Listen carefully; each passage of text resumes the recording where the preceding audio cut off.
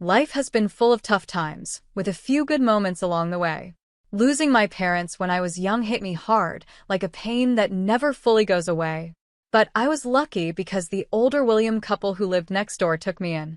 They were the kindest people and treated me like their own grandchild, not like someone they had to take care of. We didn't have much money, but we were rich in love, and that was what really mattered. Things changed when they died in a car accident, just as I was about to turn 20 and thinking about going to college. Suddenly, I was on my own again. They left me some money for school and their house in the suburbs. Even though it was full of memories, I decided to sell it because it reminded me of them too much. I used the money to get a small apartment in the city, close to the college where I was going to study financial management. I met Michael at a friend's party. He was easygoing, fun, and didn't care what others thought. We got along right away. He accidentally bumped into me and spilled my drink. "Hey, watch it," I said, more surprised than angry. He smiled and said, "All right, my bad. Let me fix that." "What were you drinking?" I said, "Just beer," and he called out, "2 beers coming right up." That was Michael, simple, straightforward, and relaxed. We talked all night about everything and nothing. We found out we both hated sushi, but loved old movies. Talking to him was easy, and when the party ended, I didn't want to say goodbye. A year later, he proposed. We were watching TV together, just the two of us. He pulled a ring out of his pocket, no big speech or fancy gestures, and said, "Marry me," holding the ring so tightly I thought it might break. I laughed, not because it was funny, but because it was so perfectly us, simple and a little messy. "Yes, of course, you big goof," I said. Getting married didn't change much at first. It just felt right. We were the same as before, just officially married. We made ourselves at home in my small downtown apartment, close to the busy city, but having someone to share the quiet moments with made a big difference. Evenings didn't feel so lonely anymore, and for the first time in a long while, life felt complete. Marriage brought some comforts, but just when you start feeling settled, life can throw surprises your way. Michael's parents, Mr. and Mrs. Jacob, were wonderful people. From the start, they welcomed me warmly into their cozy, suburban home. I could see where Michael got his laid-back attitude from. Their kindness was a balm to my still-hurting heart after losing my own family. Mrs. Jacob would often say, "We're so happy you're part of our family now," and squeeze my hand with a firm, yet gentle touch. I'd always say, "Thank you so much for making me feel so welcome." We began spending weekends with them, having backyard barbecues and long chats over hot cups of coffee. Life felt simple, honest, and good until it wasn't. Michael had to go on a work trip for a year, taking him out of state. The timing wasn't ideal, but it was a great chance for his career. Soon after he left, Mr. and Mrs. Jacob's health started to decline. It happened quickly, and one day Mrs. Jacob called, sounding deeply worried.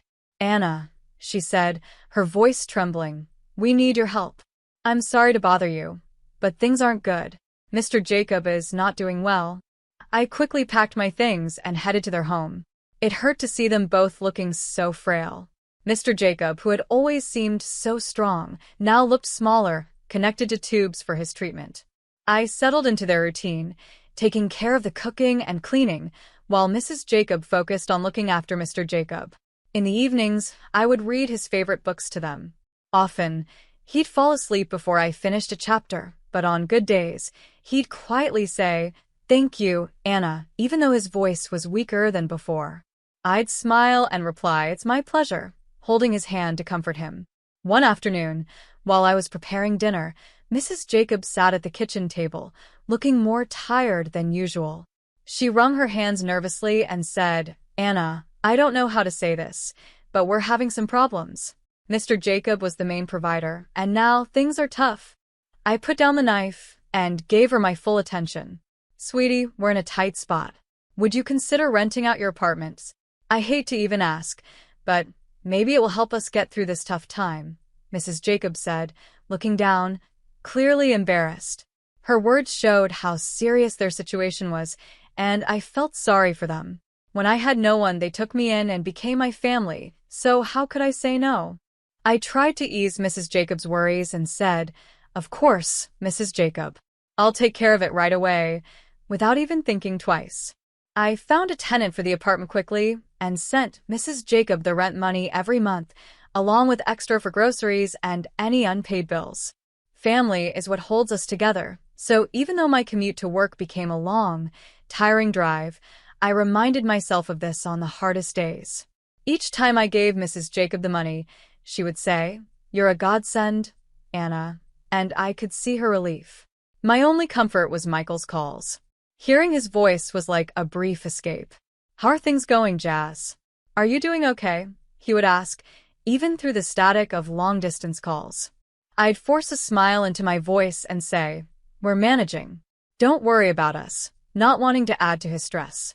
But everything changed when Mrs. Jacob's daughter from her first marriage, Shirley, suddenly appeared. The mood in the house shifted instantly, like a cold wind sneaking in. I didn't know her well, but I had heard enough from Michael and had seen how tense things got during her brief, awkward visits.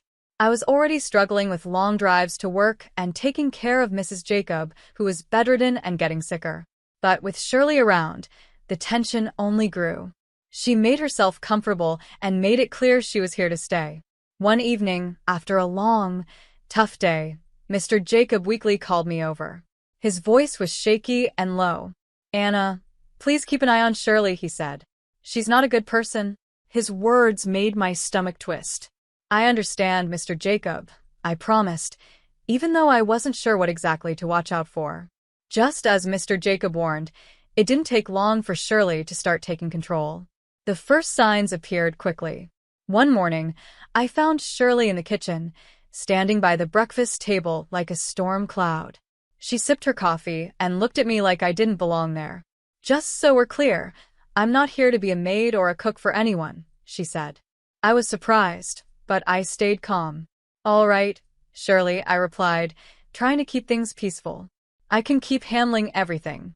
I've been doing it so far." "Good, because I'm not doing anything.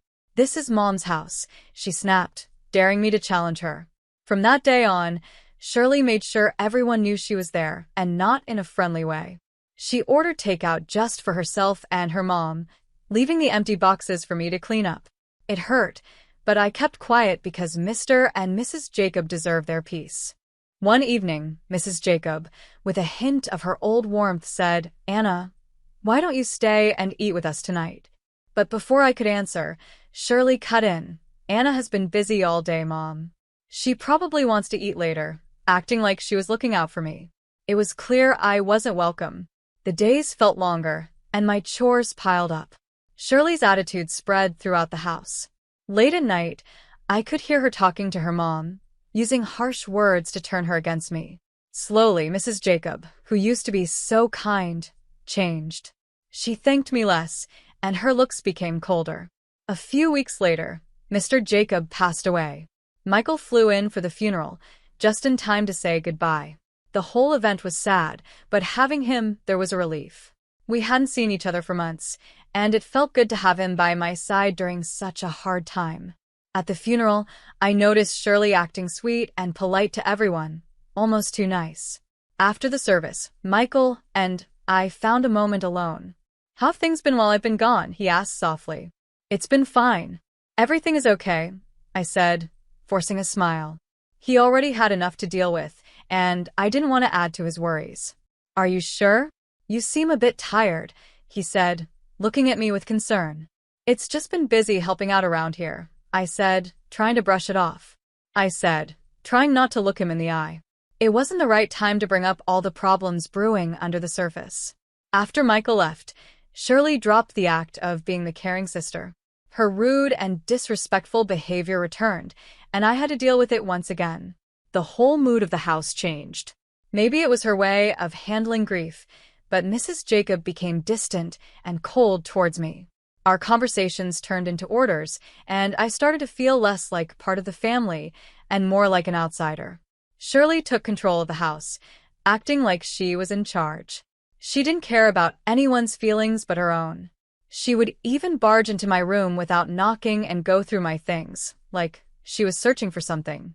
One day, I was trying to find some peace in the garden when I noticed a box hidden among the bushes. Curious, I opened it and found my lingerie, jewelry, and watches inside. My heart sank when I saw some of my clothes tossed nearby. Furious, I grabbed the box and stormed back inside. Shirley was lounging in the living room, acting like she owned the place. "What the hell, Shirley?" I shouted, my voice shaking with anger. "You can't just throw out my stuff." She gave a cold, mocking laugh. "Anna, you don't live here. You're just a guest and you're not wanted. You'd be better off in the garden or on the street. You're nothing more than a beggar." Her words stung like salt on a wound. I felt my whole body tremble. I turned to Mrs. Jacob, who had just walked into the room. "Mrs. Jacob, please, tell her she can't treat me like this. This is supposed to be my home too," I pleaded, my voice cracking. But the once kind Mrs. Jacob looked at me like I was a stranger. "This is Shirley's home now. Maybe you should find somewhere else to stay." Her words hit me harder than I could have imagined. Standing there, holding the box, my heart pounded. In that moment, the home and family I thought I had fell apart. I stayed despite everything because I had made a promise to Mr. Jacob on his deathbed to take care of his wife and make sure Shirley didn't take over. But it felt like Mrs. Jacob was becoming more like Shirley every day. Her looks grew colder and her words harsher. One evening, as I was cleaning up after dinner, Mrs. Jacob lost her temper. "What are you even doing here?" "Just sitting around, not helping," she snapped, her voice full of contempt. I tried not to let her words get to me, but I still replied, "I'm doing my best to keep things running smoothly." "Best? More like you're just using everyone," she sneered before leaving the room. Her comments hurt. I had rented out my apartment and given almost all the money to Mrs. Jacob, so I knew I wasn't just freeloading. Besides, I did most of the chores, while Shirley only complained and criticized. She was the one living off her mom's pension, yet she never let up. "What does my brother even see in you?" she would taunt through the thin walls every night. I kept reminding myself of the promise I made to Mr. Jacob, biting my tongue to hold back my anger. But the house had become a hostile place, and I felt trapped. One evening, I came home early from work, and something felt off.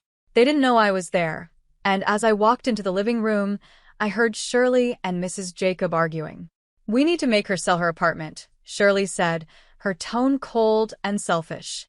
"You know how much we could use that money." "Yes, but how do we convince her?" "Anna won't just give it up," Mrs. Jacob replied, sounding frustrated. "Leave it to me, Mom. I'll make her do it gently. Once she signs it over, we can finally live the life we deserve," Shirley said, her words dripping with deceit. Hearing them plot to take away my only source of income was a shock. My heart pounded, and I quietly slipped away to my room. They wanted to take everything from me. I couldn't stay after that. The decision was clear. I had to leave. With shaky hands, I quickly packed my things. Every moment in that house felt like a ticking time bomb. I didn't bother saying goodbye. They didn't deserve it. I slipped out the back door and called a cab to take me to the train station. My mind was spinning as I sat on the train headed to Michael's state. I wondered if he would understand, if he would take their side. I was scared of what would happen if I stayed, but the uncertainty of what was ahead was just as terrifying. As the train moved, I watched the scenery pass by, feeling a mix of determination and anxiety. When I arrived at Michael's apartment, he opened the door, surprised to see me standing there with my bag. He looked relieved, but also full of questions. Michael's eyes widened. "Anna, why are you here? Is everything okay?" he asked, stepping aside to let me in. I took a moment to take in the cozy, warm feeling of his small apartment. "Michael, things are not okay." "Not at all," I said, my voice trailing off, showing my worry. He led me to the couch. "Talk to me, sweetheart." "What's going on?" he pleaded. I told him everything, how things had gotten worse at home, how Shirley came back, and the final straw, their plan to make me sell my apartment. Before this, I hadn't wanted to burden him while he was busy with work, but now I let it all out. As I spoke, Michael's face grew more serious, his jaw tightening and his fists clenching. By the time I finished, his voice was a mix of worry and anger. "Why didn't you tell me any of this before?" he asked. "I didn't want to make things worse." "I thought I could handle it," I admitted, feeling foolish. "Damn it, Anna. You shouldn't have had to deal with that alone, he snapped, standing up and pacing. I can't believe my mom and Shirley treated you like this. He stopped and looked at me, his eyes fierce. No one treats my wife this way. No one, he said, pulling out his phone. My heart raced as I watched him dial his mom. The phone barely rang twice before she picked up. I couldn't hear her side of the conversation, but Michael's shoulders were tense. Mom, this has to stop. I know everything, and I won't stand for it. If Shirley stays, or if you don't start treating Anna with respect, then you can forget about any help from us.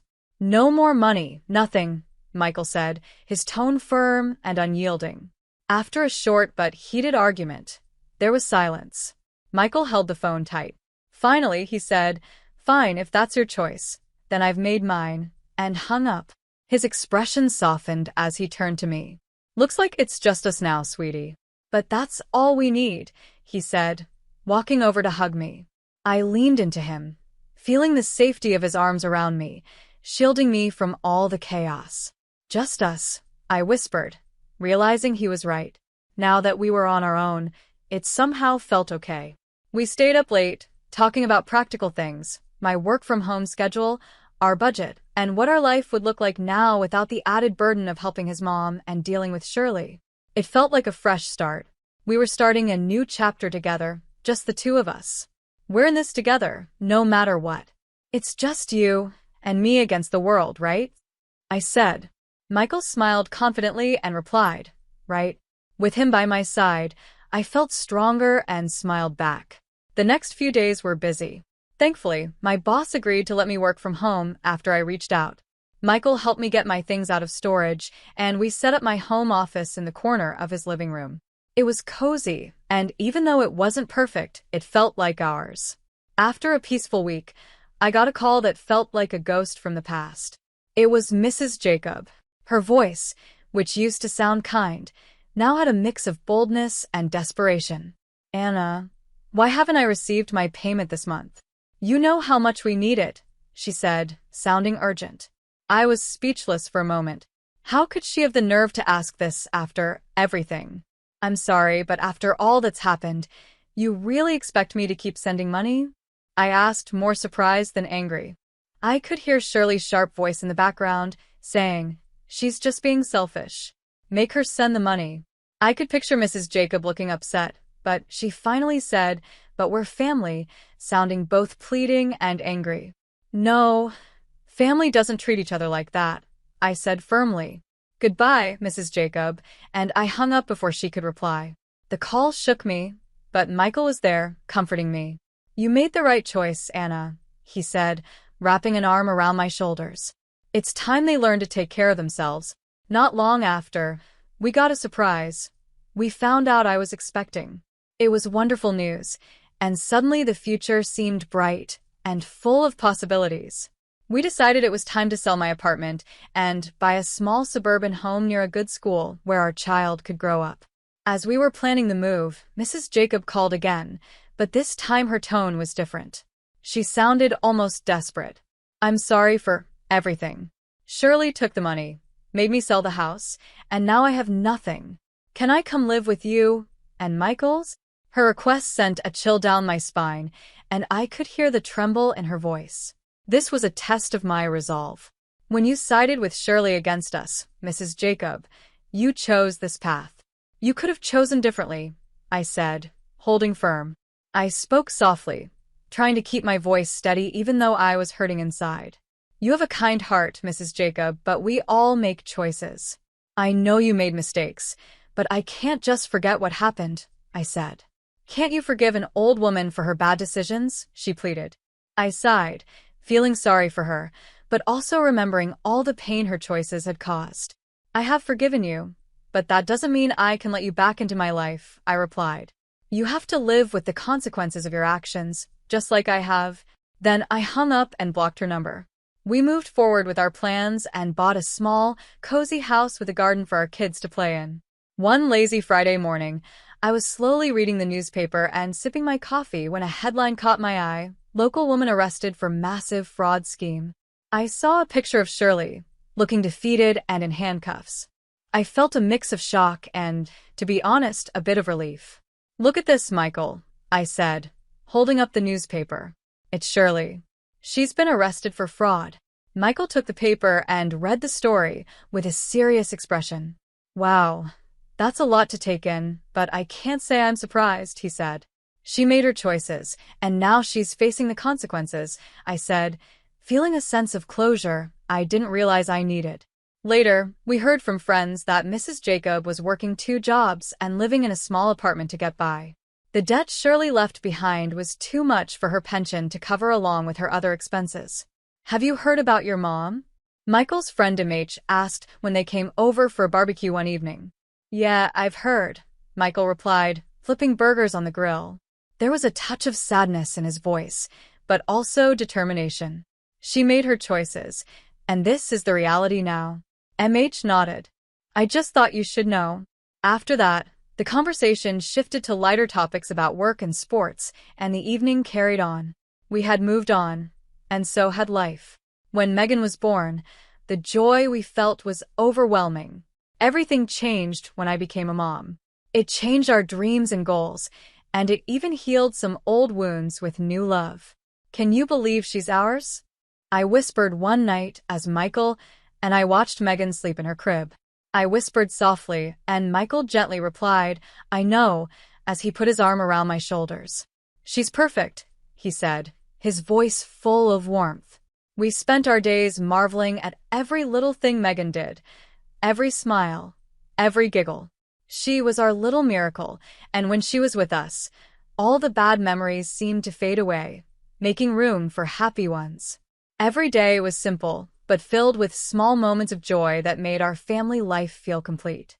We would take walks in the park, laughing as Megan tried to chase butterflies. On chilly nights, we'd read books and play games at home. Our love for our daughter brought Michael and me closer, making our bond stronger every day. One bright afternoon, I was sitting in the garden with Megan while Michael was at work. I watched her play with her toys, surrounded by the sweet smell of roses in full bloom. It was a perfect moment, a snapshot of the life we had built together. "Look, Mommy," Megan said, holding out a flower she had picked. "That's beautiful, sweetheart," I said, smiling at her. I thought about the journey that had brought us here. Even though we had faced hard times, they led us to this peaceful, happy place. I felt so grateful for Michael's love and support and the strength we found in each other. That evening, as we sat down for dinner, Michael reached across the table and took my hand. "We've come a long way, haven't we?" he said, his eyes full of love. "We have," I replied, holding his hand tightly. "And I wouldn't change a thing." We looked forward to the future with hope and confidence, knowing that we could face any challenges together. Our hearts were full of joy, our family was strong, and our love was unbreakable. We made sure to cherish every day, savoring each moment and building a life filled with love, happiness, and endless possibilities.